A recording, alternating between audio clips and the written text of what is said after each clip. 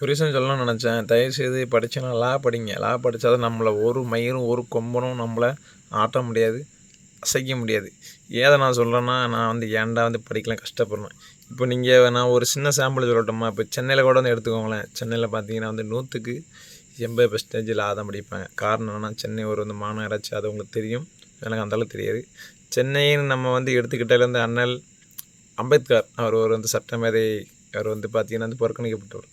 நம்மளை ஒருத்தன் அந்த மாதிரி வார்த்தை சொல்லிடக்கூடாது. ஸோ நான்லாம் ஏன்டா வந்து படிக்கலன்னு ரொம்ப கவலைப்படுதேன். நம்ம இந்த அளவுக்கு நல்லதான் ஏதோ கொஞ்சம் வந்து ஓரளவுக்கு இருந்தாலும் ஏன்டா படிக்கலன்னு ஒரு எண்ணம் இருக்குது. ஸோ தயவுசெய்து நல்லா படிங்க. படிச்சுன்னா வந்து இந்த பேங்கில் அந்த மாதிரி படிங்க. அப்புறம் அந்த வக்கீல் படிங்க. அப்புறம் வந்து பிசிலாம் படித்து வேஸ்ட்டு. நல்லா அதில் படிச்சிங்கன்னா அந்த மாதிரி எஸ்ஐ, அப்புறம் வந்து இது டிஎஸ்பி அந்த மாதிரி இந்த எக்ஸாம் எழுதுங்க. ஸோ நல்லபடியாக படிங்க. அதெல்லாம் வந்து இது படிக்காமல் தான் கண்ட தாய்லிட்டெல்லாம் வந்து திட்டு வாங்கக்கூடிய நிலமை போயிட்டுருக்கு நமக்கு. நல்லா படிங்க.